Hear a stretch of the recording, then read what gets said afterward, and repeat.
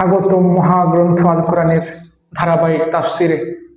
আজকে ইনশাআল্লাহ আমরা পবিত্র কোরআনের সূরা নিসার 176 নম্বর আয়াত নিয়ে আলোচনা করব। এই আয়াতটির মধ্য দিয়ে ইনশাআল্লাহ আমরা পবিত্র কোরআনের চতুর্থ সূরা নিসা সমাপ্ত করতে পারব।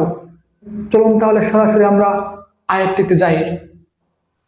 আল্লাহ রাব্বুল আলামিন বলেন, ইয়াস্তাফতুনাকা কুলিল্লাহু ইফতিকুম ফিল কালালাহ ইন ইমরুন হালাকা লাইসা লাহু ওয়ালাদুন ওয়া লাহু উখতুন ফালাহা নিসফু মা তারাক ওয়া হুয়া ইয়ারিসুহা ইন লাম ইয়াকুল লাহা ওয়ালাদ فإن كانت اثنتين فلهما الثلثان مما ترك وإن كانوا إخوة رجالا ونساء فللذكر مثل حظ الأنثيين يبين الله لكم أن تضلوا والله بكل شيء عليم।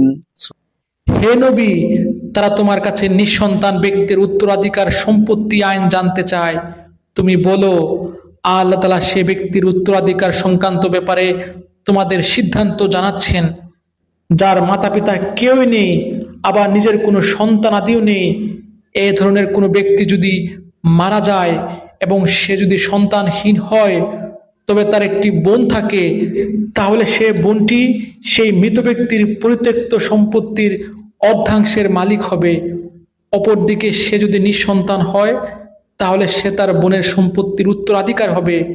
আবার যদি তার দুজন হয়, তাহলে তারা দুই বোন সেই পরিত্যক্ত সম্পত্তির 3 ভাগের 2 অংশের মালিক হবে।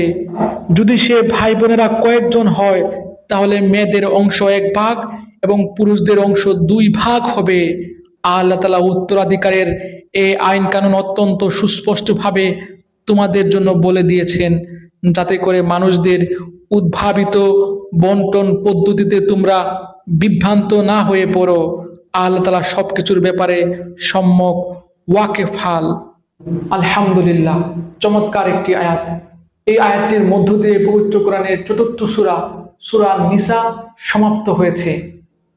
এই আয়াতের মধ্যে মহান আল্লাহ রাব্বুল আলামিন নিঃসন্তান ব্যক্তির সম্পত্তি বন্টন নীতি বর্ণনা করেছেন, যেখানে তিনি বলেছেন, যদি কোনো ব্যক্তি নিঃসন্তান হয়, তার বাবা মা কেউই না থাকে, তাহলে তার পরিত্যক্ত সম্পত্তিগুলো তার ভাই বোনেরা পাবে।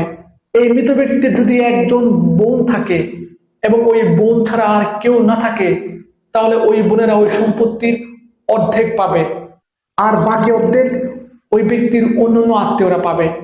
পাশাপাশি ওই মৃত ব্যক্তির যদি একাধিক বোন থাকে এবং কোনো ভাই না থাকে, তাহলে ওই বোনেরা ওই সম্পত্তির 3/2 অংশ পাবে, আর 1 অংশ মৃত ব্যক্তির অন্যান্য আত্মীয় স্বজন পাবে। আর যদি মৃত ব্যক্তির ভাই বোন উভয় থাকে, তাহলে ভাইরা পাবে 2 অংশ আর বোনেরা পাবে ভাই যা পায় তার অর্ধেক। এ হলো আল্লাহর বিধান, আল্লাহর আইন।